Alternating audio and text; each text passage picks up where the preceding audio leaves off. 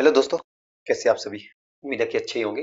तो जैसे कि आप सभी को स्लाइड में दिख गया होगा, क्लासिफिकेशन ऑफ फ्लूइड। आज हम इसके बारे में डिस्कस करेंगे। देखो, अगर हम फ्लूइड को क्लासिफाई करें, ऐसे तो बहुत टाइप के फ्लूइड है जो कि मेन है हमारे पास। आइडियल फ्लूइड है, एक रियल फ्लूइड भी होता है। Ideal fluid, Newtonian fluid, non Newtonian fluid है। अब आइडियल फ्लूइड के बारे में हम सबसे पहले जिक्र करते हैं। आइडियल फ्लूइड कौन से फ्लूइड होते हैं? वो फ्लूइड जो इनकम्प्रेसिबल होते हैं उनको बोलते हैं आइडियल फ्लूइड। यहाँ से पहला क्वेश्चन बन सकता है एग्जाम में कि आइडियल फ्लूइड क्या होते हैं? जो इनकम्प्रेसिबल नेचर का। अब इनकम्प्रेसिबल का मतलब क्या होता है? इनकम्प्रेसिबल फ्लूइड वो फ्लूइड होते हैं जिसमें वो क्या बोलते हैं हम, डेंसिटी कांस्टेंट रहती है। किताबों में ये लिखा होता है incompressible fluid are those fluid in which density is constant, जिसमें डेंसिटी कांस्टेंट।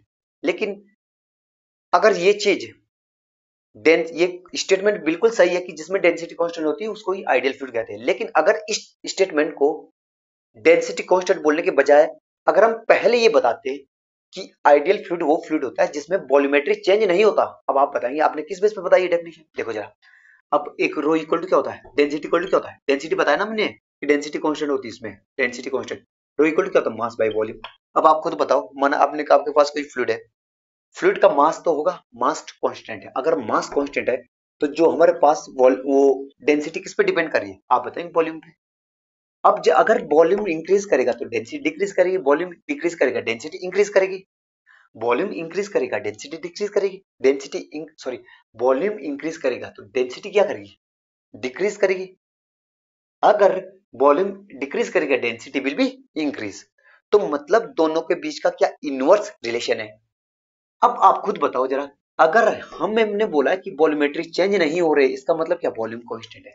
तो आपको इनकम्प्रेसिबल फ्लूइड की अगर डेफिनेशन, अगर कहीं कभी आपको इंटरव्यू में पूछ लिया कि इनकम्प्रेसिबल फ्लूइड क्या होते हैं, आप डायरेक्टली ये नहीं बता सकते कि डेंसिटी कांस्टेंट है। स्टेटमेंट बिल्कुल सही है, आपको बताएंगे ये बंदा रट के आ रखा है किताबों से। डायरेक्टली बोलेंगे कि इस बंदे ने रट रखा है। फिर वो बताएंगे आपको कि कैसे डेंसिटी कांस्टेंट कैसे रहती है। तो अगर आपको इसके बारे में नॉलेज नहीं है, आपको बजाय अगर आप डेंसिटी कांस्टेंट बोलने के बजाय ये बोलते कि एक ऐसा फ्लूइड जिसमें वॉल्यूमेट्रिक वॉल्यूम कांस्टेंट रहता है, वॉल्यूमेट्रिक चेंज नहीं आते, उसको ही हम बोलते हैं इनकम्प्रेसिबल फ्लूइड। इस तरह से बोलना था जब सर, कि ऐसा फ्लूइड जिसमें वॉल्यूमेट्रिक चेंज नहीं होते उसको ही बोलते हैं हम क्या? Incompressible fluid. जब वॉल्यूम कांस्टेंट रहेगा तो हम जानते हैं rho equal to mass by volume. Volume constant है एक फिक्स मास के लिए, अगर वॉल्यूम कांस्टेंट डेंसिटी कांस्टेंट, इसलिए हम डायरेक्ट अब ये बता सकते हैं कि जिसमें डेंसिटी कांस्टेंट। पहले ये बताना था जिसमें वॉल्यूमेट्रिक चेंज नहीं होते। तो आपको ये बात ध्यान देना है। यहाँ से आपके कॉन्सेप्ट का पता लगा सकते हैं इंटरव्यूअर कि इसने रटा है या कुछ समझ के पढ़ा है। हालांकि सबको पता है कि हर कोई, मैं भी किताब पढ़ता हूँ, हर इंसान किताब पढ़ता है वहां से ही, लेकिन थोड़ा ये तो सोचना चाहिए डेंसिटी के, डेंसिटी किस तरह से हमारे पास क्या है? कांस्टेंट है। हम जानते हैं rho equal to mass by volume. Mass constant है तो वॉल्यूम क्या होगा? हमारी डेंसिटी वॉल्यूम पे डिपेंड करेगी, और वैसे वॉल्यूम में डिपेंड भी करती है। तो ये बात आपको ध्यान देना। अब दूसरा पॉइंट है इसका, दूसरा point, does not offer resistance to flow. अगर ये फ्लो करेगा तो इसमें फ्लो जो होगा एक लेयर का दूसरे लेयर पे, तो उस केस में उनके बीच का रेजिस्टेंस नहीं आएगा। तो आप बताएंगे इसका मतलब क्या है? इसका मतलब ये है कि इसमें जो विस्कोसिटी है, डायनेमिक विस्कोसिटी, वो जीरो है। अब आपको दूसरा पॉइंट ये भी एग्जाम में आ सकता है कि जिसमें विस्कोसिटी जीरो होती है उसको क्या बोलते हैं? Ideal fluid. और ये एक तरह से इमेजिनरी फ्लूइड है। कैसा फ्लूइड है? इमेजिनरी फ्लूइड है। इमेजिनरी फ्लूइड वो फ्लूइड होता है जो एग्जिस्ट नहीं करता, नेचर में एग्जिस्ट नहीं करता। अब अब तीसरा चौथा पॉइंट हमारे पास है बल्क मॉडुलस इन्फिनिटी। आप खुद बताओ, अगर मैं इस जितना भी ये आइडियल फ्लूइड के कितने पॉइंट है? चार फ्लूइड। तो एग्जाम में चार क्वेश्चन बन सकते हैं, ये बात आप ध्यान देना। तो इसका मतलब आपको हर एक पॉइंट के बारे में नॉलेज होना बहुत जरूरी है अगर अच्छे मार्क्स गेन करने हैं। तो आप बोलते हैं ना कि अगर 1800 मीटर की रेस जीतनी है, अगर 1500 मीटर की रेस जीतनी है तो 1800 की तैयारी करनी है। अगर 1800 मीटर की रेस जीतनी है तो ज्यादा की तैयारी करनी पड़ेगी, मतलब फैक्टर ऑफ सेफ्टी के लिए ज्यादा के लिए तैयारी करनी पड़ेगी। ये बात आपको ध्यान देना है। तो अगर ये इनकम्प्रेसिबल फ्लूइड हो गया, ये मैंने डिस्कस कर दिया। अब बल्क मॉडुलस इज इन्फिनिटी। अब बल्क मॉडुलस क्या होता है? सबसे पहले तो इसको ही समझना है, बल्क मॉडुलस क्या होता है। बल्क मॉडुलस को अगर मैं बी से रिप्रेजेंट करूं, अगर सॉम में बताए, सॉम में कभी ए से रिप्रेजेंट करते हैं, लेकिन मैं यहाँ पे बी से ही रिप्रेजेंट करता हूँ। बी होता है हमारे पास चेंज इन प्रेशर भाई, चेंज इन प्रेशर भाई,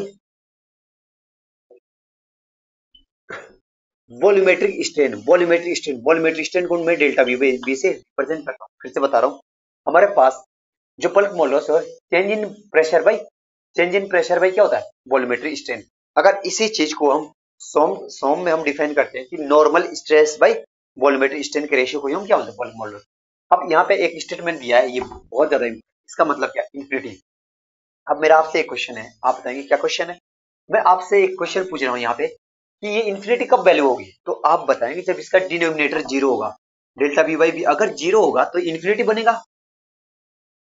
तभी इन्फिनिटी बनेगा। हाँ बात बिल्कुल सही है, इन्फिनिटी तभी बनेगा। तो आप खुद बताओ, अगर मैंने कोई फ्लूइड ले रखा, किसी भी कंटेनर में मैंने फ्लूइड ले रखा, तो उसका वॉल्यूम कभी जीरो हो सकता है, तो आप बताएंगे कभी जीरो ही नहीं हो सकता। तो बी तो कभी जीरो नहीं होगा, तो किसको जीरो होना पड़ेगा, जीरो तो इसने होना ही होना, क्योंकि यहाँ पे कंडीशन दे चुके हमें कि जो हमारे पास आइडियल फ्लूइड होता है उसका बल्क मॉडुलस कितना होता है, इन्फिनिटी। तो इस केस में delta B by B equal to zero तो होना ही है, बी कभी जीरो नहीं हो सकता भाई, बी तो वॉल्यूम तो होगा, फ्लूइड का वॉल्यूम होगा। तो जीरो किसको होना, डेल्टा बी। इसका मतलब delta B equal to zero, इसका मतलब क्या है, बोल सकते हैं आप कि बल्क मॉडुलस इन्फिनिटी होने का मतलब क्या है, इस केस में वॉल्यूमेट्रिक चेंज नहीं हो रहे, मतलब delta B equal to zero है, मतलब वॉल्यूम चेंज नहीं हो रहा फ्लूइड का। अगर फ्लो, अगर फ्लूइड हमारा under the influence of shear force है, मतलब शेयर स्ट्रेस है, प्रेशर के अंडर में है, तो उस केस में क्या होगा कि हमारे पास जो है वॉल्यूम चेंज नहीं हो रहा। जब वॉल्यूम चेंज नहीं हो रहा तो वो इनकम्प्रेसिबल फ्लूइड है। जब वॉल्यूम चेंज नहीं हो रहा तो इस केस में ये जीरो आएगा। जब ये जीरो आएगा तो बल्क मॉडुलस क्या हो जाएगा, इन्फिनिटी हो जाएगा। अगर, अब मैं एक बात बता रहा हूं, अगर फ्लूइड के केस में देखूं, फ्लूइड के केस में एक चीज मैं और भी बताता हूं, बल्क मॉडुलस, ये माना कि हमारे पास बल्क मॉडुलस था, ये बल्क मॉडुलस भी है, ये हमेशा इनवर्स प्रोपोर्शनल होता है किसके, कंप्रेसिबिलिटी, कंप्रेसिबिलिटी। ये बात आपको ध्यान देना है। बोल अर्थात बोलने का मतलब मेरा ये है कि अगर, अगर इसका फिजिकल सिग्निफिकेंस, अगर मैं सिग्निफिकेंस बताऊं इसका, कि हम इस चीज को बल्क मॉडुलस को फ्लूइड में क्यों पढ़ते हैं, बल्क मॉडुलस को फ्लूइड में इसलिए पढ़ते हैं, अगर किसी फ्लूइड का बल्क मॉडुलस है, माना कि कितना है, किसी कुछ भी वैल्यू ले लो, एक का 10 है, एक का 100 है, 100 मेगा पास्कल है या पास्कल है, तो ये वैल्यू क्या बताती है, ये क्या रिवील्स करती है, तो इन दोनों वैल्यू का मतलब है कि जिसका बल्क मॉडुलस ज्यादा है उसमें उतनी ही कंप्रेसिबिलिटी क्या आएगी, कम आएगी, क्योंकि इनवर्स रिलेशन है। जिसका बल्क मॉडुलस जितना ज्यादा होगा, कंप्रेसिबिलिटी उसमें उतनी ही कम होगी, और जितना बल्क मॉडुलस ज्यादा है वो फ्लूइड उतना ही आइडियल बनता जाएगा। ये बात आपको देना है। अब आप बताएंगे कि सॉम में हम इसको क्यों पढ़ते हैं। सॉम में क्या होता है हमारे पास, सॉम में हम इसकी उसका जिक्र इसलिए करते हैं, बल्क मॉडुलस क्या होता है, normal stress by volumetric strain. अब अगर, अब इसका मतलब क्या होता है, नॉर्मल स्ट्रेस भाई, अगर 100 में हम ए से रिप्रेजेंट करते हैं या बी से रिप्रेजेंट करते हैं, 100 में हम इसलिए पढ़ते बी, वन बाई क्या volumetric change delta B by, इसका मतलब क्या है, किसी बॉडी का, अगर मैं चाहता हूं कि मुझे एक ऐसी बॉडी मिले जिसमें वॉल्यूमेट्रिक चेंज कम हो, तो उस केस में बताऊं क्या होना चाहिए, उसका बल्क मॉडुलस हाई होना चाहिए, ग्रेटर वैल्यू होनी चाहिए। अगर, अगर किसी भी बॉडी पे मल्टी डायमेंशनल फोर्स लग रही है, बहुत सारे फोर्स लग रहे हैं, तो अगर उसका बल्क मॉडुलस की वैल्यू ज्यादा होगी, उस केस में वॉल्यूमेट्रिक चेंज क्या आएंगे, कम आएंगे। यानी कि ये बताता है कि किसी बॉडी का अगर बल्क मॉडुलस जितना ज्यादा है, उसमें वॉल्यूमेट्रिक चेंज उतने ही कम आएंगे। किसके कारण, अगर उसमें बहुत सारे फोर्स लगी है, एक फोर्स की बात नहीं मैं कर रहा, बहुत सारे फोर्स लगे हुए, ठीक है, ये बात आपको ध्यान देना है। सोम के केस में मैंने बता दिया, इसका मैंने जिक्र कर दिया। तो हम आगे बढ़ते हैं। अगर इतना डिस्कस करते रहेंगे तब तो एक एक टर्म के बारे में एक एक घंटे तक बता सकता हूँ, लेकिन ऐसा नहीं करना हमने। तो ये बल्क मॉडुलस इन्फिनिटी। अब इसके बाद है, it does not exist in nature, ये नेचर में एग्जिस्ट नहीं करता। यार नेचर में कैसे एग्जिस्ट करता है, ऐसा कोई फ्लूइड नहीं है जिसकी विस्कोसिटी, कुछ ना कुछ विस्कस होता ही है, उसमें विस्कस इफेक्ट होता ही है। और दूसरी बात है कि अगर under the influence of shear force है, शेयर स्ट्रेस है, कुछ ना कुछ उसमें कंप्रेसिबिलिटी आती है। तो ये स्टेटमेंट बिल्कुल राइट है कि मतलब it doesn't exist in nature. अब है नो सरफेस टेंशन, इसमें कोई भी सरफेस टेंशन नहीं हो। सरफेस टेंशन क्यों होगा, विस्कोसिटी यहाँ पे जीरो है, विस्कोसिटी जीरो, इनकम्प्रेसिबल बोल दिया हमने पहले। इसका जिक्र मैं अभी इस लेक्चर के बाद करूंगा कि ये नो सरफेस टेंशन का मतलब क्या है, इसमें कोई भी सरफेस टेंशन नहीं होती। यहाँ पे बस आपने ये याद करना है। तो आप बताओ कि एक आइडियल फ्लूइड की डेफिनेशन से, एक आइडियल फ्लूइड की डेफिनेशन से कितने क्वेश्चन बन सकते हैं, तो आप बताएंगे 4 क्वेश्चन बन सकते हैं। इस तरह से हमें पढ़ना है। अब इसके बाद पढ़ते हैं हम न्यूटोनियन फ्लूइड। न्यूटन फ्लूइड वो फ्लूइड होता है जो न्यूटन्स लॉ ऑफ विस्कोसिटी को ओबे करता है, जो न्यूटन्स लॉ ऑफ विस्कोसिटी को ओबे करता है। अगर इसके एग्जांपल बताओ मैं क्या होता है, वाटर हो गया, एयर हो गया, एल्कोहल हो गया, ग्लिसरीन हो गया, पेट्रोल हो गया, ऑयल हो गया, बहुत सारे और भी है, बेंजीन हो गया, ठीक है, डीजल हो गया, ये सारे एग्जांपल है, आपको एग्जांपल भी याद करने हैं अगर एग्जाम में कभी पूछ लिया। Water, air and alcohol, glycerine and petrol, ये बात आपको ध्यान देनी है, ये आपको याद होनी चाहिए। अब एक पॉइंट और है कि mu does not depend upon D theta by D Y, D you by D Y. तो आपको आपसे मेरा एक क्वेश्चन है, चल ठीक है, इसने ये तो बता दिया कि म्यू कभी भी इस पर डिपेंड नहीं करता है, डी थीटा मतलब किस किस पर डिपेंड नहीं करता। हाँ, टाउ इस न्यूटन्स लॉ ऑफ विस्कोसिटी क्या होते हैं, shear stress is directly proportional to rate of shear strain, rate of shear strain directly proportional to rate of shear strain। shear strain जितना ज्यादा बढ़ेगा तो shear stress कितना हो नहीं ज्यादा बढ़ेगा।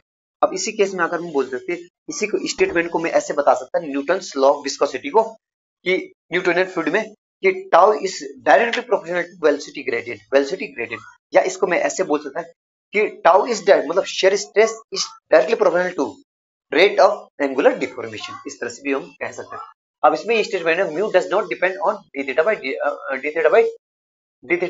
dt और du by dy, velocity gradient और उस पर डिपेंड नहीं करता, ये बात आती है, ये क्वेश्चन भी आ सकता है एकदम से। अगर क्वेश्चन बहुत सारों को ये पता नहीं रहता कि किस पे डिपेंड नहीं करता, मतलब डिफॉर्मेशन पे डिपेंड नहीं करता और ना वेलोसिटी ग्रेडियंट पे डिपेंड करता न्यूटन लॉ ऑफ विस्कोसिटी। अब आप बताएंगे न्यूटन लॉ ऑफ विस्कोसिटी आपने क्या बताया, टाउ इक्वल टू क्या होता है, mu due by dy, sorry tau is directly proportional to D theta by dt या du बाई dy, यानी कि अगर मैं प्रोपोर्शन साइन को हटाऊंगा तो क्या आएगा म्यू। म्यू क्या होता है, डायनेमिक विस्कोसिटी, डायनेमिक विस्कोसिटी जिसमें हम फोर्स पे जिक्र करते हैं, डी बाई डी वाई। अब आप बताएंगे, एक बात बताओ, अगर इसकी मैं तुलना करूं, अगर मैं इसकी तुलना करूं तो ये क्या कैसे दिख रहा है आपको, y equal to M X, आप बताएंगे बिल्कुल है, y equal to M X है।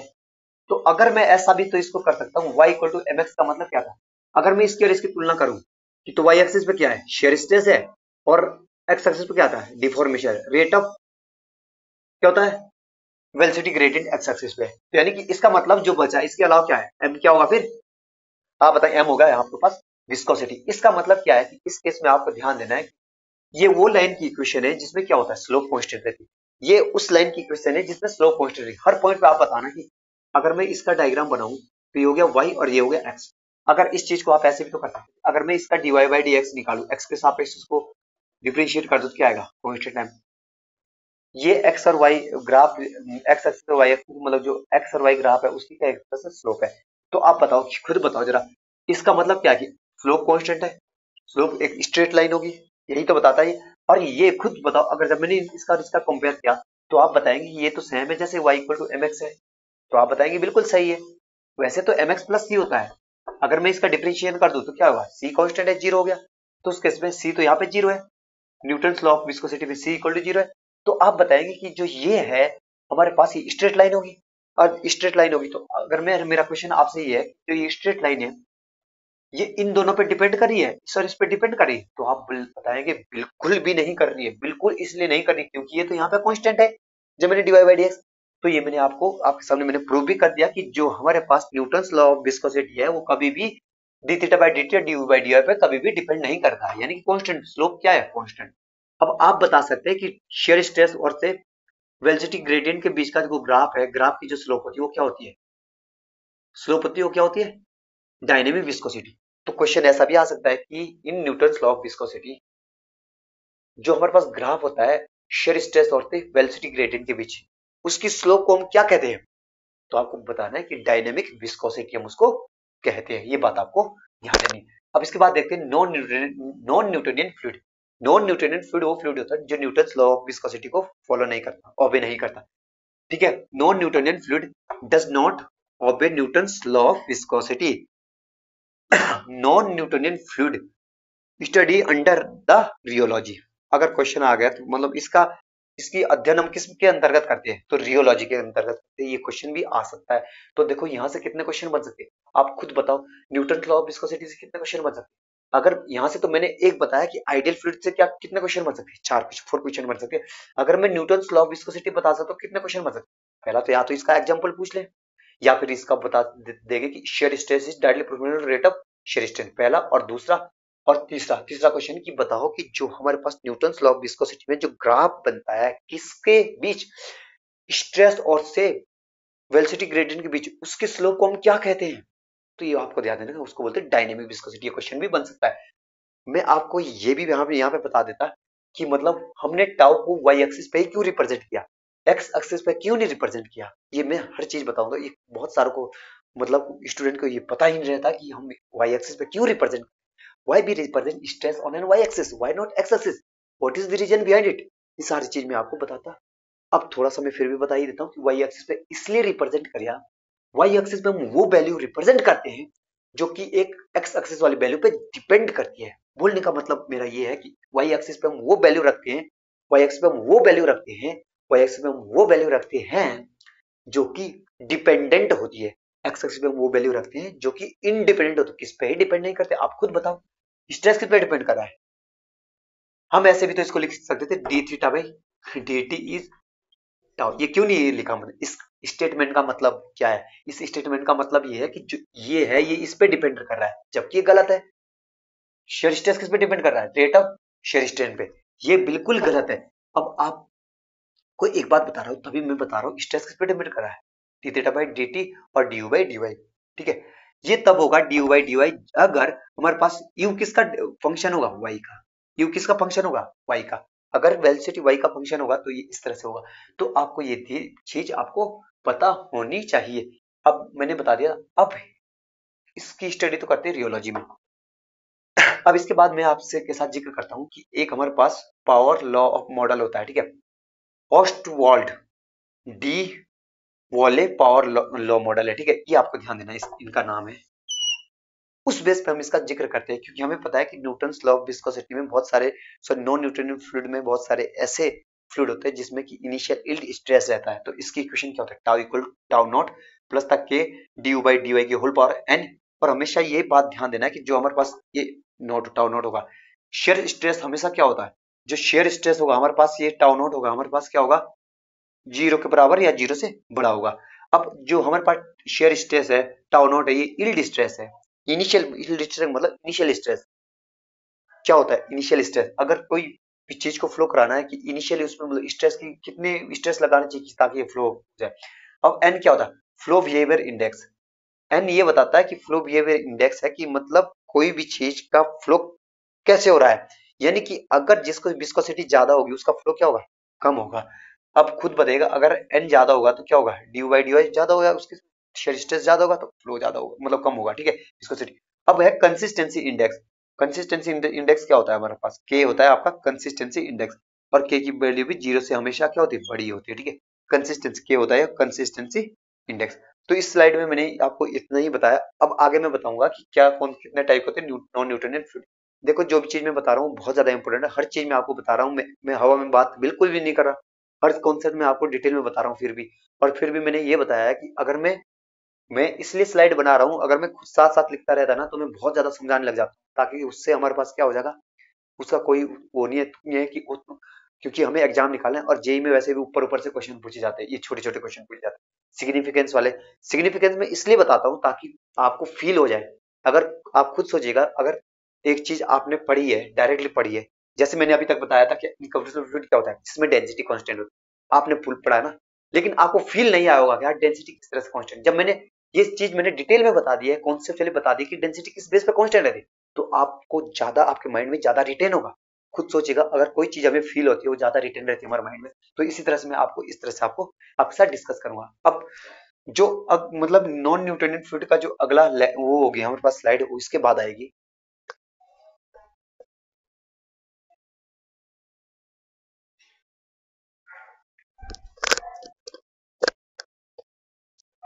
तो हम अब आगे डिस्कस करते हैं। तो टाउ इक्वल टू हम जानते हैं नॉन न्यूटोनियन फ्लूइड के केस में tau equal tau not plus the k D you by D Y की whole power N minus one d you by D Y की होल पावर वन। आप बताइए ये इक्वेशन कैसे आई? अभी तक मैंने आपके साथ जिक्र किया था टाउ नॉट इक्वल टू, जब मैंने नॉन न्यूटोनियन फ्लूइड की इक्वेशन बताई थी, जब मैंने नॉन न्यूटोनियन फ्लूइड की इक्वेशन बताई थी तो उसके समय मैंने क्या बताया था, तो टाउ नॉट इक्वल टू क्या था, टाउ इक्वल टू था टाउ नॉट प्लस द मैंने बताया था आपके पास क्या, ये तो है ही है, k था du बाई dy की होल पावर, एंड ये डिस्कस किया था मैंने ना, तो इस चीज को मैं ऐसे ही तो लिख सकता हूँ, इसमें क्या प्रॉब्लम है, k du बाई dy की whole power n minus one du by dy, आप बताएंगे बिल्कुल लिख सकते हैं। और इस चीज को मैंने क्या नाम दिया, apparent viscosity. Non Newtonian fluid के केस में हम एपरेंट विस्कोसिटी का जिक्र करेंगे। एपरेंट विस्कोसिटी क्या होता है, consistency index into dy by dx whole power n minus one, इसको ही मैंने एपरेंट विस्कोसिटी कहा, किसको, k dy by dy whole power n minus one, तभी मैंने इसको ऐसा लिख रखा है। इस तरह ये आपको ध्यान देना है कि मैंने आपके साथ जिक्र कर दिया है कि ये किस तरह से आया। अब आपको पता है कि ये होता है initial cell state plus the mu not mu apparent due by dy। Mu apparent क्या होता है, म्यू एपरेंट ये चीज है, ये आपको ध्यान देनी है, म्यू एपरेंट है। जिस तरह से वहां पे विस्कोसिटी थी, यहाँ पे एपरेंट विस्कोसिटी है नॉन, किसमें, नॉन न्यूटोनियन फ्लूइड में। अब आप खुद बताएं, फोर न्यूटोनियन फ्लूइड के केस में हम जानते थे न्यूटोनियन फ्लूइड की इक्वल टू क्या था, म्यू ड्यू बाई dy है ना।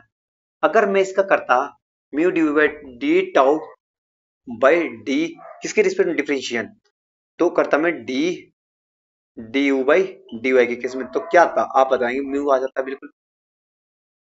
इसका मतलब इस ग्राफ की स्लोप क्या होती है, विस्कोसिटी, डायनामिक विस्कोसिटी। तो ये बात आपको ध्यान देना है, इस तरह से हम रिप्रेजेंट कर सकते हैं। और non Newtonian fluid tau equal क्या होता है, टाउ नॉट प्लस था म्यू एपरेंट है, ये ए का मतलब होगा apparent viscosity. Non Newtonian fluid ये तो न्यूटोनियन था, डायनामिक विस्कोसिटी, इस केस में एपरेंट विस्कोसिटी होगा डी बाई डी वाई की डी वाई, इस तरह से। अगर मैं इसका डिफरेंशिएशन करूं किसके रिस्पेक्ट में, डी बाई डी वाई के रिस्पेक्ट में अगर डिफरेंशिएशन करूं तो इसका तो जीरो हो जाएगा। आप बताइए इसका टाउ नॉट का तो जीरो हो जाएगा, क्योंकि हम किसके रिस्पेक्ट में कर रहे हैं, डी बाई डी वाई के, ये जीरो हो जाएगा। तो यहाँ पे बच जाएगा एपरेंट विस्कोसिटी। इसका मतलब क्या है, इस बात का क्या मतलब है, इस बात का मतलब ये है कि नॉन न्यूटोनियन फ्लूइड के केस में अगर हम किसकी बीच ग्राफ बनाए, किसके बीच, टाउ और वेलोसिटी ग्रेडियंट के बीच का, तो नॉन न्यूटोनियन फ्लूइड के केस में जो स्लोप आती है वो एपरेंट विस्कोसिटी आती है। वो स्लोप क्या आती है, एपरेंट विस्कोसिटी। स्लोप क्या आती है, एपरेंट विस्कोसिटी। स्लोप क्या आती है, एपरेंट विस्कोसिटी। बार बार बता रहा हूं, एपरेंट विस्कोसिटी, एपरेंट विस्कोसिटी। ये क्वेश्चन पूछा जा सकता है कि इन नॉन न्यूटोनियन फ्लूइड में कि जो शेयर स्ट्रेस और वेलोसिटी ग्रेडियंट के बीच का वो ग्राफ होता है, उसमें जो मतलब स्लोप होती है वो क्या है, dynamic viscosity, kinematic viscosity, apparent viscosity. तो आपको एपरेंट विस्कोसिटी पे टिक करना है। अब नॉन न्यूटोनियन फ्लूइड को हम किस तरह से मतलब डिवाइड कर सकते हैं, हम अलग अलग कैटेगरी में डिवाइड कर सकते हैं इसको, ठीक है। टाइम डिपेंडेंट इंडिपेंडेंट है, और दूसरा है टाइम डिपेंडेंट। एक तो होता है जो टाइम पे डिपेंड नहीं करता, और दूसरा है जो टाइम डिपेंडेंट, जो टाइम पे डिपेंड है। टाइम इंडिपेंडेंट में मैं बताता हूँ आपको। सबसे पहले क्या है आपका, सबसे पहले आपका स्यूडोप्लास्टिक, PSEUडो प्लास्टिक। तो ध्यान रखना ये स्यूडोप्लास्टिक है, और डायलेटेड है बिंगम प्लास्टिक। ध्यान रखना, आपको पूछ सकते हैं कि टाइम इंडिपेंडेंट में कितने तरह से हम डिवाइड कर सकते हैं, तीन तरह से, pseudoplastic, dilated and Bingham plastic. और उसके बाद है टाइम डिपेंडेंट पे होता है थिक्सोट्रोपिक और रियोपैटिक, थिक्सोट्रोपिक और रियोपैटिक। तो आपको ये ध्यान है। अब सबसे पहले हम करते हैं टाइम डिपेंडेंट पे, हो सबसे पहले स्यूडोप्लास्टिक पे। स्यूडोप्लास्टिक पे जिक्र करते हैं। स्यूडोप्लास्टिक टाउ इक्वल टू क्या होता है, tau not plus mu apparent due by dy। इस केस में तो ये आपको बताया था मैंने, ये क्या होता है इतना, ये क्या होता है इतना, एपरेंट विस्कोसिटी। इसको हम एपरेंट विस्कोसिटी कहते हैं। अब मेरा क्वेश्चन आपसे ये है कि जो हमारे पास स्यूडोप्लास्टिक फ्लूइड होता है, स्यूडोप्लास्टिक फ्लूइड के केस में क्या होता है, स्यूडोप्लास्टिक फ्लूइड के केस में क्या होता है, एन की वैल्यू हमेशा क्या होती है, greater sorry smaller than one, smaller than one. जब n की वैल्यू स्मॉलर देन वन है, तो हमने अभी तक एपरेंट विस्कोसिटी के बारे में जिक्र किया था। म्यू एपरेंट क्या होता है, म्यू एपरेंट इक्वल टू कितना होता है आपका, होता है k D by D Y की होल पावर कितनी आएगी, n माइनस वन। अब एक बात बताओ, n की वैल्यू यहाँ पुट कर दो। n की वैल्यू जब आप यहाँ पे पुट करोगे, n की वैल्यू कितनी है, आप बताएंगे n की वैल्यू किससे कम है, एक से कम है। अगर आप कोई वैल्यू यहाँ से एक से कम पुट करेंगे, तो ओवरऑल जो ये वैल्यू आएगी, ये k d you by D Y की whole power minus B, negative नहीं आएगी, तो आप बताएंगे बिल्कुल आएगी। इस केस का मतलब क्या है, इस बात का मतलब क्या है, यहाँ पे अगर ये नेगेटिव आ गई, तो इसका मतलब है कि जैसे जैसे आप डिफॉर्मेशन बढ़ाओगे, जैसे जैसे आप डिफॉर्मेशन बढ़ाओगे, ये एपरेंट होगा, ठीक है। जैसे जैसे आप D you by D Y की वैल्यू बढ़ाओगे, मतलब डिफॉर्मेशन बढ़ाओगे, वेलोसिटी ग्रेडियंट बढ़ाओगे, जैसे जैसे आप वेलोसिटी ग्रेडियंट सर बढ़ाओगे, उस केस में क्या हो जाएगा, अगर ये बढ़ेगा तो बड़ी वैल्यू आ गई, और बड़ी वैल्यू की नेगेटिव पावर क्या हो जाएगी, नीचे जाके क्या होगी, छोटी वैल्यू, जितनी नेगेटिव पावर ज्यादा होगी उतनी छोटी वैल्यू हो जाएगी। इसका मतलब क्या है कि जैसे जैसे आप डिफॉर्मेशन बढ़ाएंगे, जैसे जैसे वेलोसिटी ग्रेडियंट बढ़ाएंगे, जैसे वेलोसिटी ग्रेडियंट बढ़ाएंगे तो एपरेंट विस्कोसिटी की वैल्यू क्या हो जाएगी, घट जाएगी। क्या हो जाएगी, घट जाएगी। इसका मतलब क्या है, इस बात का मतलब आपको ध्यान देना है कि यहाँ से स्यूडोप्लास्टिक से कितने क्वेश्चन पूछे जा सकते हैं। पहला कि n की वैल्यू क्या होती है, स्मॉलर देन 1। अगर इस केस में हम डिफॉर्मेशन बढ़ाते हैं, वेलोसिटी ग्रेडियंट बढ़ाते हैं तो एपरेंट विस्कोसिटी क्या होती है, डिक्रीज। दूसरा क्वेश्चन, तीसरा क्वेश्चन ये बन सकता है।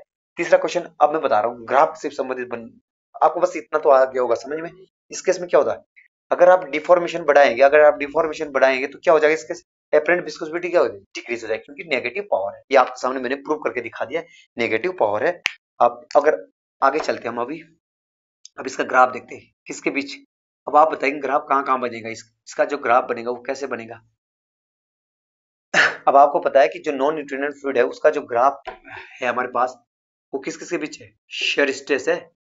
अब एक तो था हमारे पास यहाँ पे initial shear stress tau not. अब यहाँ पे जो स्यूडोप्लास्टिक फ्लूइड है उसमें टाउ नॉट की वैल्यू क्या होती है, 0। इसमें कोई भी इनिशियल स्ट्रेस नहीं होता, इसमें कोई भी इनिशियल स्ट्रेस नहीं होता। तो यानी कि अब इसके अलावा क्या बचा, जब ये 0 हो गया तो इसके अलावा क्या बचा, ये वाला बच गया। जब ये वाला बच गया तो अगर मैं इसका डिफरेंशिएशन कर दूं तो आप खुद बताओ, जब डिफरेंशिएशन कर दूं तो ये क्या आएगा, du बाई dy। अब आप खुद बताओ, जब अभी तक मैंने डिफॉर्मेशन बढ़ाया था, जब मैं इसको बढ़ाऊंगा du बाई dy, जब मैं बढ़ाऊंगा तो उस केस में स्यूडोप्लास्टिक केस में क्या होता है, नेगेटिव पावर थी ना, तो ये कम हो रहा था। क्या हमारे पास म्यू एपरेंट क्या हो रही थी, कम हो रही थी। जैसे जैसे अभी मतलब मैंने बताया था, मिटाने से पहले मैंने बताया था आपको, जैसे जैसे ये बढ़ेगा मतलब डिफॉर्मेशन हम बढ़ाएंगे, हिलाएंगे, मतलब फ्लूइड को इस फ्लूइड को हम ऐसे क्या डिफॉर्मेशन देंगे, हिलाएंगे, उस केस में क्या होगी, विस्कोसिटी कम हो जाएगी। अब इसमें 3 पॉइंट थे हमारे पास, एक एन की वैल्यू थी 1 से कम थी, और विस्कोसिटी मतलब कौन सी, एपरेंट विस्कोसिटी डिक्रीज होगी जब डिफॉर्मेशन बढ़ेगा। अब आप खुद बताओ, एपरेंट विस्कोसिटी कम होगी, इसका मतलब क्या है, हमने अभी तक जिक्र किया थी कि जो हमारे पास नॉन न्यूट्रिएंट फ्लूइड में है, जो हमारे पास स्लोप होती है टाउ और से dy ds ग्राफ की, वो क्या होती है, एपरेंट विस्कोसिटी। इसका मतलब क्या है कि विस्कोसिटी घटने का मतलब क्या होती है, ऐसा ग्राफ बनेगा यहाँ पे। ऐसा कभी ये मत बोलना कि कोई कोई ये बोल सकता है कि जो ग्राफ बनता है वो पैराबोलिक बनता है। पैराबोलिक का सीधा बोलने का मतलब क्या होता है, 2 डिग्री। 2 डिग्री कहीं आपको दिख रही नहीं, डिग्री के बारे में आपको पता ही नहीं है, कभी नेगेटिव आ रही कभी पॉजिटिव। तो डायरेक्टली आप ये मत बताना कि जो हमारे पास ग्राफ बनता है वो कैसा बनता है, कोई सा भी बन सकता है लेकिन पैराबोलिक नहीं हम बता सकते। तो आप बताओ दो जरा, जब एन की वैल्यू कम है तो इस केस में क्या बनेगा, तो विस्कोसिटी कम हो रही है ना, इसका मतलब स्लोप कम होनी चाहिए। तो आपके पास दो ऑप्शन है, या तो ऐसे बन सकते, तो आप बताएंगे इस तरह से बनेगा, इस तरह से बनेगा। क्यों, अगर मैं यहाँ पे बताऊं कि यहाँ पे हाइट कितनी ज्यादा है, यहाँ स्लोप ज्यादा है, यहाँ हाइट कितनी है, थोड़ी कम होगी, यहाँ हाइट कितनी होगी, थोड़ी कम, यहाँ हाइट थोड़ी और कम, यहाँ हाइट थोड़ी कम, थोड़ी कम, थोड़ी कम, और होना भी चाहिए था। क्योंकि जैसे जैसे हमारे पास डिफॉर्मेशन बढ़ रहा है तो हमारे पास इसकी क्या होनी चाहिए, वैसे वैसे हमारे पास इसकी स्लोप घटनी चाहिए, यानी क्या होती है, म्यू एपरेंट कम होनी चाहिए, म्यू एपरेंट कम होनी चाहिए, क्योंकि एन की वैल्यू इसमें क्या हो, 1 से कम है। तो ये है इसका ग्राफ किसका, स्यूडोप्लास्टिक का। स्यूडोप्लास्टिक का ध्यान रखना, इसका ग्राफ क्या है कि इस केस में हमारे पास जो हमारे पास क्या है, एपरेंट विस्कोसिटी वो कम हो जाती है। अब इसको मैं आगे बढ़ाता हूँ, इसको मैं मिटा देता हूँ इस चीज को। ये बात आपको ध्यान देनी है, जो भी मैं बताऊंगा ये ध्यान देना है आपको। अब अगली स्लाइड में देखते हैं, हम अगली स्लाइड बनाएंगे इसकी। इसका ग्राफ तो आपको समझ आ गया होगा।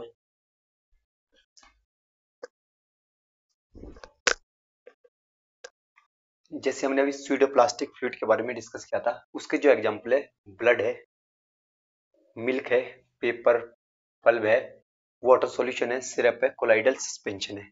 आप कुछ भी सोचो, अगर कोई आपके पास ब्लड है, ब्लड को आप डिफॉर्म करते रहेंगे, डिफॉर्म करते रहेंगे ना, हिलाते रहेंगे, मतलब डिफॉर्मेशन देते रहेंगे, तो जो हमारे पास ब्लड है, ब्लड थिन हो जाएगा, थिन मतलब पतला हो जाएगा। और ऐसे ही आप कुछ सोचो जरा, सिरप जो होता है, ठीक है, अगर आप उसको जितना ज्यादा डिफॉर्मेशन दे रहे, जितना ज्यादा डिफॉर्म वो पतला होता जाएगा, मतलब उसका विस्कस इफेक्ट कम होता जाएगा। इसका मतलब क्या होगा, जैसे तो मैंने स्यूडोप्लास्टिक फ्लूइड में आपके साथ डिस्कस कर चुका हूँ, जैसे जैसे आप डिफॉर्मेशन बढ़ाएंगे, डिफॉर्मेशन ज्यादा देंगे, डी वेलोसिटी ग्रेडियंट जितना ज्यादा उस केस में क्या होता है, हमारे पास विस्कोसिटी कम होती जाती है। और इस तरह के फ्लूइड स्यूडोप्लास्टिक फ्लूइड, ये स्यूडोप्लास्टिक फ्लूइड की एग्जांपल है, ये सारे किसके एग्जांपल है, स्यूडोप्लास्टिक, ये याद देना, स्यूडोप्लास्टिक। अब आपको पता है कि एन की वैल्यू क्या होती है, लेस देन 1, ठीक है, 1 से कम होती है। अब इस केस में क्या होता है कि आपको एक बात ध्यान देनी है कि हमें ये पता है कि जैसे जैसे जैसे जैसे डिफॉर्मेशन बढ़ाएंगे विस्कोसिटी क्या होगी, कम होती जाएगी। जब विस्कोसिटी कम होगी, जब विस्कोसिटी कम होगी तो उस केस में आपको एक बात और भी ध्यान देनी है। जब विस्कोसिटी कम होगी तो आपको बता सकते हैं कि मतलब जो हमारे पास सॉल्यूशन होगा वो क्या पतला होता जाएगा, क्या जो लिक्विड है वो क्या हो जाएगा, थिन होता जाएगा, विस्कोसिटी कम होता जाएगा। तो इस तरह के फ्लूइड को, स्यूडोप्लास्टिक फ्लूइड को शेयर थिनिंग फ्लूइड भी कहते हैं। क्या स्यूडोप्लास्टिक फ्लूइड को शेयर थिनिंग थिनिंग फ्लूइड भी कहते हैं। ये एग्जाम में आ सकता है कि किस फ्लूइड को शेयर थिनिंग फ्लूइड कहते हैं, तो आपको पता होना चाहिए। शेयर थिनिंग फ्लूइड हम किसको कहते हैं, किसको, स्यूडोप्लास्टिक फ्लूइड, क्योंकि विस्कोसिटी कम होती है इसलिए शेयर थिनिंग फ्लूइड कहते हैं। अब डायलेटेंट फ्लूइड, डायलेटेंट फ्लूइड हम जानते हैं कि हमने अभी तक डिस्कस किया था, टाउ इक्वल टू क्या होता है, tau not plus mu apparent D by D equal to zero. तो इस केस में हम पढ़ इनिशियल शेयर स्ट्रेस क्या होता है, जीरो। इनिशियल शेयर स्ट्रेस का मतलब शेयर स्ट्रेस नहीं लेता, जैसे हमारे पास बटर है, इनिशियल शेयर स्ट्रेस जीरो होने का मतलब क्या होता है, यील्ड स्ट्रेस बोलते हैं इसको। जीरो होने का मतलब ये है, इसका मतलब ये कि अगर इनिशियली हम शेयर फोर्स शेयर स्ट्रेस लगाएं इस तरह के फ्लूइड पे तो डिफॉर्म एकदम से डिफॉर्म कर जाएगा, मतलब शेयर स्ट्रेस नहीं लेगा।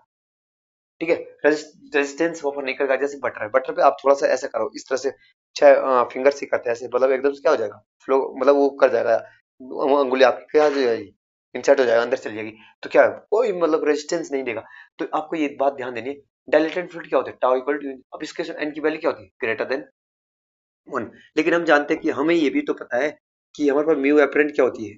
आप बोलेंगे म्यू एपरेंट इक्वल टू क्या होता है, के डी बाई डी की whole power N minus one. अब आप खुद बताओ, N minus N greater than one, sorry ये वन होगा यहाँ पे, N minus one, N minus one. अब आप N greater than one value डालोगे तो यानी कि खुद बताओ, जब यहाँ पे एन की वैल्यू बड़ी होगी वन से तो क्या आएगी, ये पॉजिटिव आएगा। तो के डी वाई की होल पावर पॉजिटिव नहीं आएगा, आप बताएंगे बिल्कुल। अब जब D Y by D positive आएगा तो उस केस में हमें पता है कि ये किसकी वैल्यू है, म्यू एपरेंट की, म्यू एपरेंट की वैल्यू है। अब इस केस में क्या होगा कि जैसे जैसे जैसे जैसे हम डिफॉर्मेशन बढ़ाएंगे, किस केस में, डिफॉर्मेशन डी वाई की वैल्यू अगर हम बढ़ाएंगे, डिफॉर्मेशन की वैल्यू बढ़ाएंगे किस केस में, डायलेटेड फ्लूइड, ये डायलेटेड फ्लूइड का चल रहा है, बढ़ाएंगे तो उस केस में क्या हो जाएगी, म्यू एपरेंट क्या हो जाएगी, इंक्रीज हो जाएगी। इसका मतलब क्या होगा कि जब म्यू एपरेंट इंक्रीज हो जाएगी तो इसका एक ही मतलब है कि डिफॉर्मेशन बढ़ाने से म्यू एपरेंट बढ़ेगी।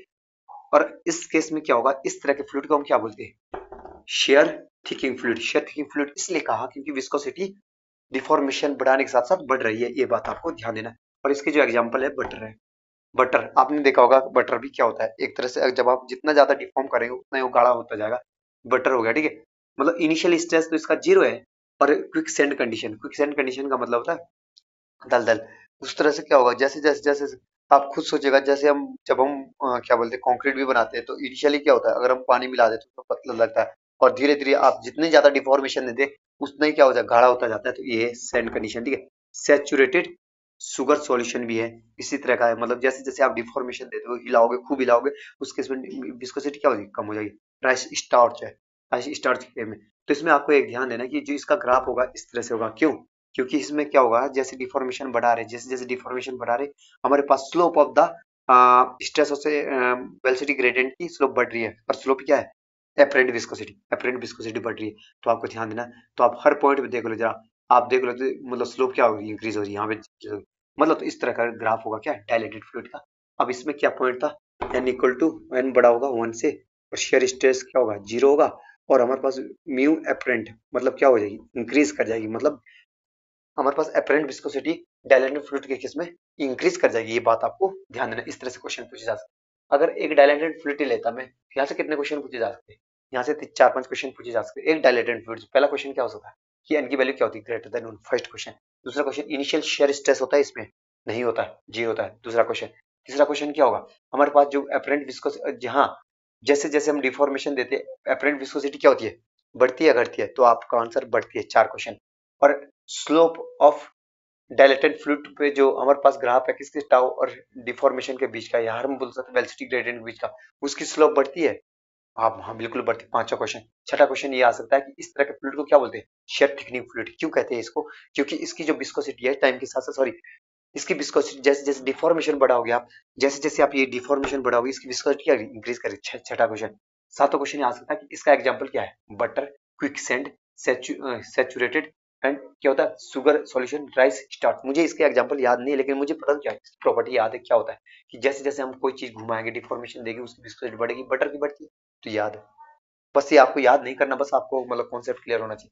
इसके बाद बिंगम प्लास्टिक फ्लूइड के बारे में डिस्कस करते हैं। अब बिंगम प्लास्टिक फ्लूइड क्या होता है, हम टाउ इक्वल टू क्या होता है, टाउ नॉट प्लस था mu apparent D you by D Y. अब जब हमें पता म्यू एपरेंट इक्वल टू क्या होता है के D you by D Y equal पर एन माइनस वन। पर एक बात इसमें ध्यान देना है कि जो बहुत ज्यादा इंपॉर्टेंट पॉइंट है कि शेयर स्ट्रेस इसमें जीरो नहीं होता। आपको सबसे पहली बात है इनिशियल शेयर स्ट्रेस इसमें जीरो नहीं होता, ये बात आपको ध्यान देना है। और दूसरी बात इसमें ये है कि शेयर स्ट्रेस ज्यादा होता है जीरो से, और एन की वैल्यू क्या थी वन। अब आप खुद सोचो जब आप एन की वैल्यू यहाँ पे वन डालोगे तो वन माइनस वन किसी की पावर जीरो क्या होता है वन के बराबर। तो यानी कि एपरेंट विस्कोसिटी क्या होता है कंसिस्टेंसी इंडेक्स के बराबर। इसका मतलब जो एपरेंट विस्कोसिटी होती है हमारे इस केस में किसमें विंगम प्लास्टिक फ्लूइड के केस में एपरेंट विस्कोसिटी क्या होती है कांस्टेंट। एपरेंट विस्कोसिटी क्या होती है कांस्टेंट। तो आपको ध्यान देना एपरेंट विस्कोसिटी इसमें कांस्टेंट होता है। इसके एग्जांपल की अगर हम बात करें, अगर एग्जाम इसका डायग्राम ही कैसे बना ऐसे क्यों बना, तो आप जानते हैं इसकी इक्वेशन क्या थी tau equal to tau not plus था mu apparent D you by D y. Okay ये था।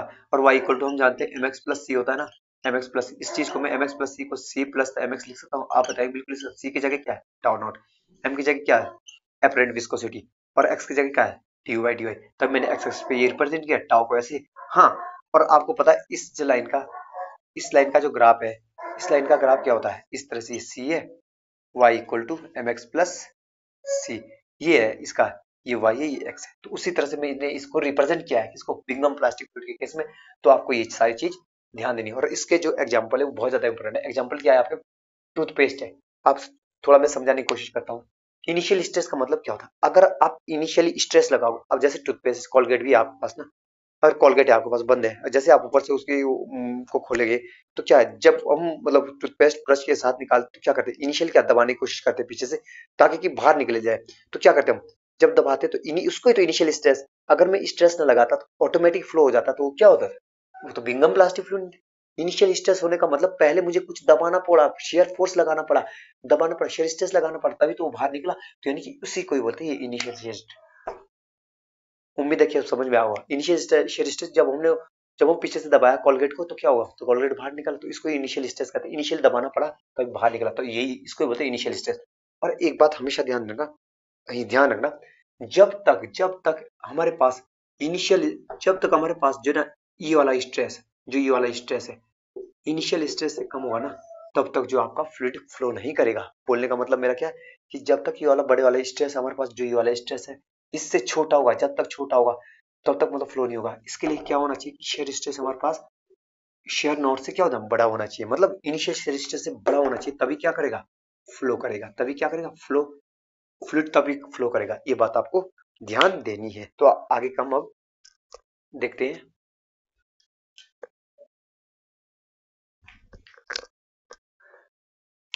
अब देखते हैं हम रियोफैक्टिव फ्लूइड क्या होते हैं। रियोफैक्टिव फ्लूइड के केस में देखते हैं रियोफैक्टिव फ्लूइड जैसे कि हमने डिस्कस किया था कि ये टाइम डिपेंडेंट फ्लूइड है, ठीक है।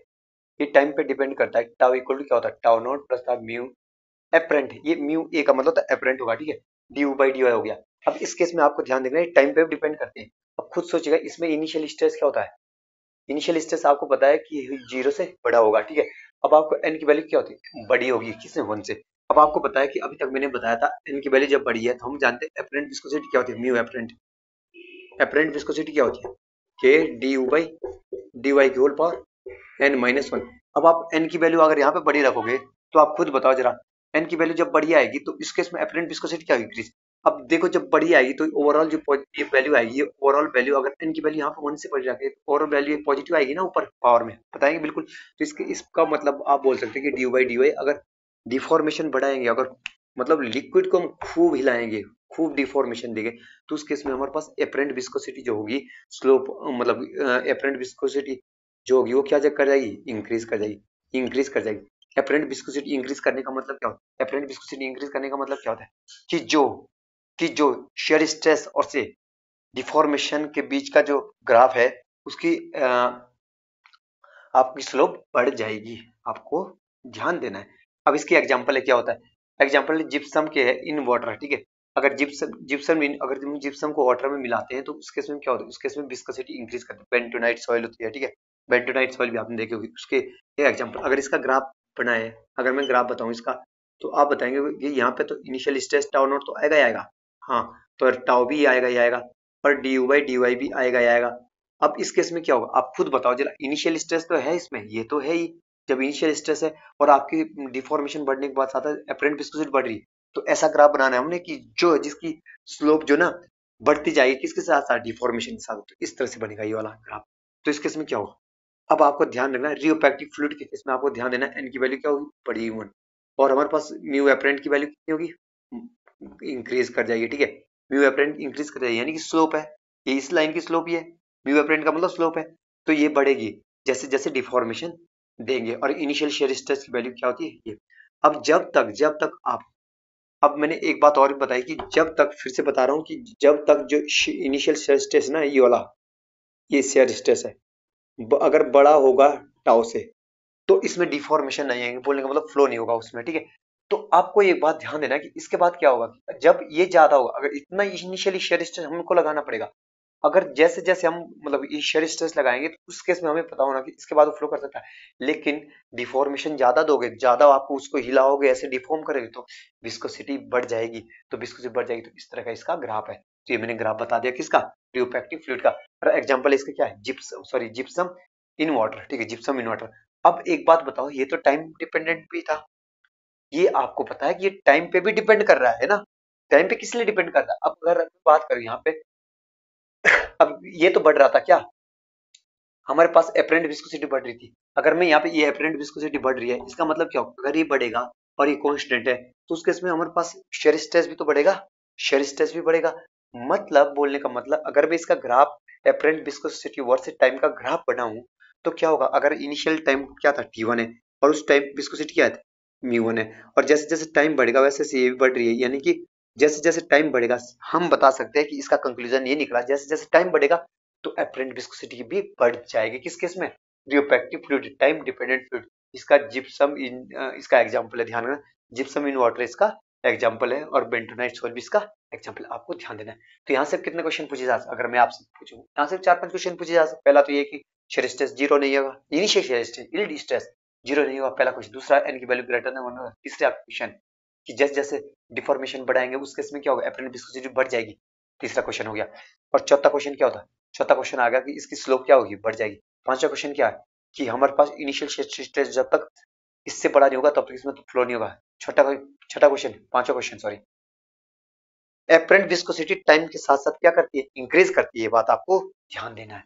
ये मैंने आपके साथ डिस्कस कर दिया है। अब चलते हैं थिक्सोट्रोपिक, ये लास्ट फ्लूइड है, इसका टाइम डिपेंडेंट है थिक्सोट्रोपिक फ्लूइड। थिक्सोट्रोपिक ये तो आपको आ गया समझ में। अगर मैं इसकी बात करूं, एग्जांपल की बात, एग्जांपल तो बाद में देखते हैं। जैसे हम जानते थे टाउ इक्वल टू क्या था हमारे पास, टाउ नॉट प्लस था, टाउ नॉट हो गया mu apparent, apparent D you by D Y. तो आप जानते हैं म्यू एपरेंट क्या होता है, एपरेंट विस्कोसिटी होती है के D you by D Y की होल पावर n-1। और आपको एक बात ध्यान रखना, थिक्सोट्रोपिक फ्लूइड के केस में ना n की वैल्यू 1 से कम होती है। आप खुद बताओ, कितने बार मैं बता चुका हूँ, n की वैल्यू अगर 1 से कम होगी तो ये ओवरऑल वैल्यू यहाँ पे क्या आएगी, तो आप बोलेंगे अगर n की वैल्यू यहाँ से मतलब 1 से कम पुट करें तो ये क्या आएगा, D you by D Y आएगा आपका, डी यू बाई डी आएगा माइनस बी, नेगेटिव आएगा। जब नेगेटिव आएगा और इस केस में अगर आप D you by D Y यानी कि डिफॉर्मेशन बड़ा हो गई, फू बिला हो गई लिक्विड को, तो क्या होगी, आप खुद बताओ, जैसे जैसे जैसे जैसे इसकी वैल्यू बढ़ेगी और नेगेटिव पावर भी आपको पता है नेगेटिव पावर, तो क्या होगा, काइनेमेटिक विस्कोसिटी डिक्रीज होगी। ये कौन सी, सॉरी काइनेमेटिक विस्कोसिटी नहीं है, और ये हो गया हमारा एपरेंट विस्कोसिटी, क्या करेगी, डिक्रीज कर जाएगी। और एन की वैल्यू कितनी है, छोटी है 1 से, तो यानी कि ये डिक्रीज कर जाएगी, तो इंक्रीज करेगा तो mu apparent, apparent viscosity decrease हो जाएगी। एपरेंट विस्कोसिटी डिक्रीज होने का मतलब क्या होगा कि अगर हम जैसे जैसे हम डिफॉर्मेशन बढ़ाएंगे तो विस्कोसिटी कम हो जाएगी। इसका मतलब कि स्लोप ऑफ टाउ और से डी बाई डी ग्राफ की स्लोप क्या कर देगी, डिक्रीज कर जाएगी। इसका ग्राफ बनाओ, आप बताएंगे इसका ग्राफ भी बना दो। अब ये है यहाँ पे इनिशियल शेयर स्ट्रेस होगा तो टाउ नॉट है, ये टाउ नॉट है इनिशियल शेयर स्ट्रेस। अब आप बताओ टाइम के साथ साथ क्या होगी, मतलब जो हमारे पास है डिफॉर्मेशन बढ़ाने के साथ साथ क्या हो रहा, ये तो है टाउ, और यहाँ का D you by D Y. अब जैसे जैसे आप डिफॉर्मेशन बढ़ा रहे हो, आप खुद सोचिए D you by D Y जैसे जैसे इंक्रीज करे डिफॉर्मेशन, तो मतलब क्या हो गया हमारे पास, एपरेंट विस्कोसिटी डिक्रीज हो रही है। एपरेंट विस्कोसिटी क्या है, इसके ग्राफ की क्या है, स्लोप है। तो दो तरह से ग्राफ आ सकते हैं, या तो ऐसे इस तरह से, तो इसका ग्राफ क्या होगा इस तरह से। तो आपको ध्यान देना है, इसका ग्राफ ये आ गया, मतलब हमारे पास स्लोप क्या कर रही है, डिक्रीज करती जा रही है। पहले स्लोप ज्यादा थी और ऐसे जैसे जैसे स्लोप है डिक्रीज कर रही है, जैसे जैसे आप डिफॉर्मेशन बढ़ा हुआ। और यही केस है, अगर टाइम के साथ साथ टाइम भी बढ़ेगा ना, जैसे जैसे टाइम टाइम पास होगा उस केस में भी इसकी जो स्लोप है वो डिक्रीज कर जाएगी। तो आपको ये बात ध्यान देनी, इसमें कंडीशन क्या थी, एन की वैल्यू क्या थी, कम थी 1 से। एन की वैल्यू कम थी, जैसे जैसे D Y by D X D you by D Y बढ़ा रहे हो आप, तो क्या हो रहा है, म्यू एक कम होता जा रहा है। अब ये बात आपको ध्यान देना, टाइम के साथ साथ भी कम हो जाएगी। और इसकी जो एग्जांपल है वो एग्जांपल है लिपस्टिक। जैसे लिपस्टिक जो लड़के यूज करती है, उसकी भी मतलब इनिशियली में क्या होता है, शेयर स्ट्रेस होता है। जब हम उसको लगाते हैं ना, तो इनिशियली हमने थोड़ा सा शेयर फोर्स देना पड़ता है। अब प्रिंटर इंक है, जैसे क्रीम है या आइसक्रीम है, जैसे आप कोकोनट वाली आइसक्रीम, जो कोन वाली आइसक्रीम होती है, इनिशियली जब जब इनिशियली आपको खुद टच करिएगा उसमें, मतलब जो आइसक्रीम को टच करेंगे, जो कोकोनट मतलब कोई सी भी आइसक्रीम बताओ आप, ठीक है, कोन वाली देखो जरा, इनिशियल टच करोगे आप ना, टच करोगे आप, जब टच करोगे इनिशियली स्ट्रेस लगेगा कि आप इनिशियली रेजिस्टेंस देगा। जैसे जैसे जैसे जैसे जैसे टाइम पास होगा, जैसे जैसे टाइम पास होगा, उस तरह से वो क्या हो जाएगी, जो आइसक्रीम हो जाएगी वो गल जाएगी। गल जाएगी का मतलब क्या होगा, विस्कोसिटी कम हो जाएगी। तो ये बात आपको ध्यान देना है, ये मैंने आपके साथ डिटेल में डिस्कस कर दिया है। तो यहाँ से सोचिएगा जरा, अगर मैं बात करूं कि जो हमने फर्स्ट क्लासिफिकेशन ऑफ फ्लूइड है, यहाँ से कितने क्वेश्चन बन सकते हैं, खुद सोचिएगा कितने क्वेश्चन बन सकते हैं। यहाँ से 50 क्वेश्चन बन सकते हैं अगर आप सही से पढ़ें, जैसे मैंने आपको समझा दिया। अब लास्ट में मैं ये बताना चाहता हूँ, यहाँ पे मैं एक ग्राफ बनाता हूँ, जितने मैंने फ्लूइड आपको मतलब क्लासिफिकेशन ऑफ फ्लूइड समझा है, टाइम डिपेंडेंट टाइम इंडिपेंडेंट, उसका मैं एक ही ग्राफ बनाता हूँ कि किस तरह से आपको इसको याद रखना है। सॉरी, इसमें एक ग्राफ बनाता हूँ मैं, पूरा ग्राफ बनाता हूँ जिसमें सारी चीज आ जाएगी। ये था हमारे पास deformation d you by D y, okay. और ये था हमारे पास शेयर स्ट्रेस, और यहाँ पे था कोई सा हमारे पास initial shear stress tau naught, okay.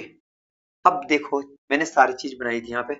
अब न्यूटोनियन फ्लूइड के केस में क्या था, ये तो लाइन किसकी है, ये है न्यूटोनियन फ्लूइड, क्या जो स्ट्रेट है, जिसमें कि हमारे पास kinematic dynamic sorry dynamic viscosity constant है। ये हो गया न्यूटोनियन फ्लूइड, न्यूटोनियन फ्लूइड, इसके हो गया न्यूटोनियन फ्लूइड। अब मैंने ये वाला ग्राफ किस केस में बनाया था, जो जो ये है, ये बोलेंगे आपने बनाया था डायलेटेंट, डायलेटेंट है, डायलेटेंट फ्लूइड, ठीक है।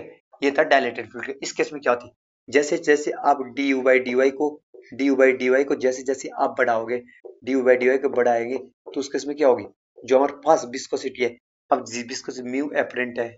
इस केस में न्यूटोनियन फ्लूइड के केस में क्या आती है, कौन सी विस्कोसिटी आती है, डायनेमिक, ध्यान रखना डायनेमिक विस्कोसिटी बढ़ती है, ठीक है।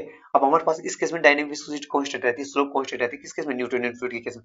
अब ये बढ़ती, ये भी क्या करेगा, बढ़ेगा। इसका एन की वैल्यू कितनी थी, एक से बड़ी थी।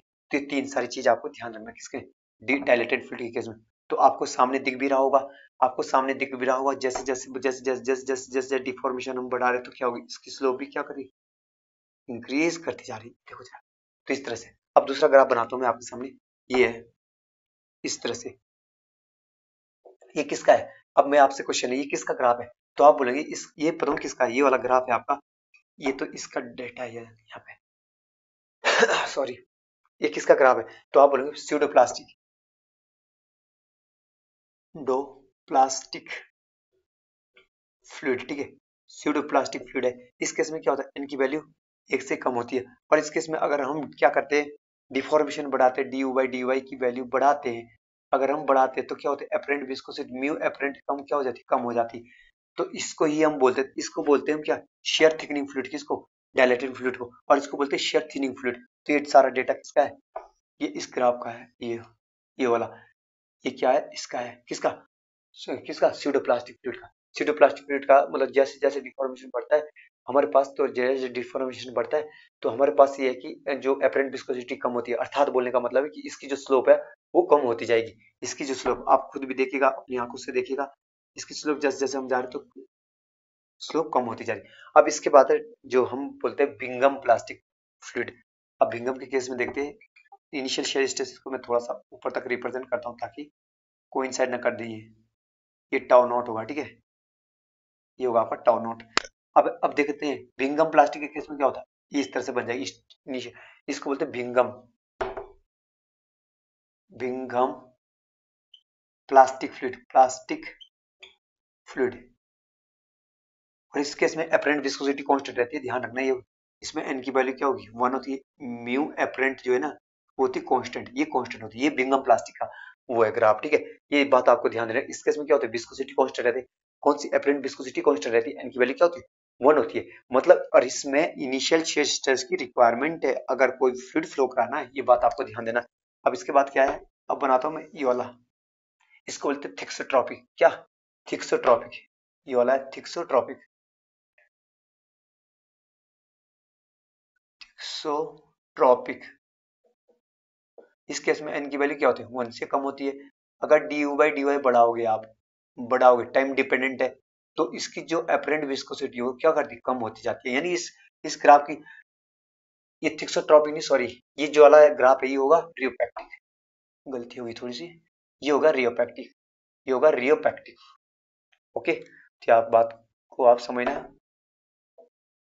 रियोपैक्टिक फ्लूइड, ठीक है, रियोपैक्टिक फ्लूइड है ये आपका। और इस केस में एन की वैल्यू क्या होती है, बड़ी होती है 1 से, ठीक है। और विस्कोसिटी, जो अपरेंट विस्कोसिटी हमारे पास अपरेंट विस्कोसिटी ए लिखूंगा वो इंक्रीज कर जाएगी। अर्थात बोलने का मतलब मेरा ये कि जैसे जैसे टाइम पास होगा, जैसे जैसे डिफॉर्मेशन हम बढ़ाएंगे, जैसे जैसे डिफॉर्मेशन बढ़ाएंगे तो इसकी जो स्लोप है वो क्या कर जाएगी, इंक्रीज कर जाएगी, जैसे जैसे हमने डिफॉर्मेशन बढ़ाया। तो ये आपको ध्यान देना, ये रियोपैक्टिक का ग्राफ है। अगर इसके बाद हम बात करें, ये किसका ग्राफ है, ये वाला, इसका डेटा मैं यहाँ पे लिखता हूँ। तो आप बोलोगे ये है आपके पास थिक्सोट्रॉपिक, इसका थिक्सोट्रॉपिक फ्लूइड। अब इस केस में क्या है, जैसे जैसे हमने d you by D Y बढ़ाया, d you by D y हमने बढ़ाया, इस केस में जो है एन की वैल्यू 1 से छोटी होती है, ये ध्यान देना। D you by D Y बढ़ाया, ये म्यू एपरेंट है, ये कम होता जाएगा, ये कम होता जाएगा, जैसे आइसक्रीम की बात की मैंने, तो ये कम होता जाएगा। और टाइम के साथ साथ भी इसकी जो स्लोप है, मतलब स्लोप है वो कम होती जाएगी, शेयर स्ट्रेस की ज्यादा स्लोप कम होती जाएगी, ये बात आपको ध्यान देना है, शेयर स्ट्रेस कम होता जाएगा, ये आपको ध्यान देना है। ये सारी चीज मैंने आपके साथ डिटेल में डिस्कस कर चुका हूँ। अब ये देखो, इस तरह से हमने रिप्रेजेंट कर दिया। तो यहाँ से कितने क्वेश्चन बन सकते हैं, सारी चीज मैंने डिटेल में डिस्कस कर दिया आपके साथ। हाँ, अगर कोई भी डाउट हो तो कमेंट सेक्शन में आप मेंशन कर देना, मैं आपका हर एक डाउट को क्लियर करूंगा। ये मैंने आपके साथ डिटेल में डिस्कस कर दिया। और हाँ, अगर कोई भी एस्पिरेंट ऐसा है जो पहली बार हमारे चैनल पे विजिट कर रहा है, तो चैनल को लाइक शेयर एंड सब्सक्राइब कर दें इस तरह के लेक्चर को पाने के लिए। धन्यवाद।